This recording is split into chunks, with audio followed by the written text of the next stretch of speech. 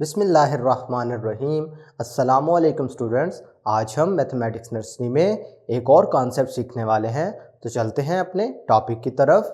Big, little and small.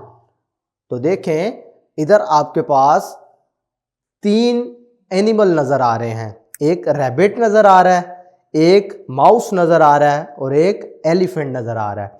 अब elephant आपको पता है बहुत बड़ा साइज में होता है, इसको हम कहेंगे बिग। इससे छोटा जो साइज होता है, ये देखें रैबिट जो है, इसको हम कहेंगे little.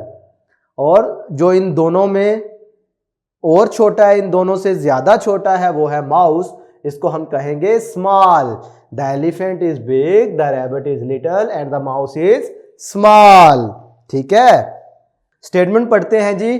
Tick the big animal, भाई जो सबसे बड़ा वाला जानवर होगा उस पर आपने टिक लगाना है। तो इन तीनों में से देखो सबसे बड़ा ये हमें शुतुरमुर्गी नजर आ रहा है ना, तो लिहाजा इस पर हम टिक लगा देंगे। Cross the small animal and encircle the little animal. अब इससे जो छोटा होगा, इससे छोटा जो है वो हमें हैन नजर आ रही है, इसका मतलब है इसको आपने इधर इनसर्कल लगाना है। ठीक है, इधर मैंने दायरा लगा भी दिया है इस मुर्गी पे।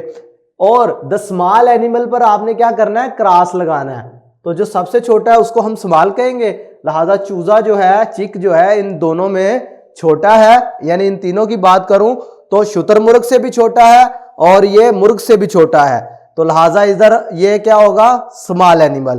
तो प्यारे बच्चों, आज के वीडियो लेक्चर में हमने तीन साइजेस को कंपेयर करना सीखा, बिग, लिटिल एंड स्मॉल।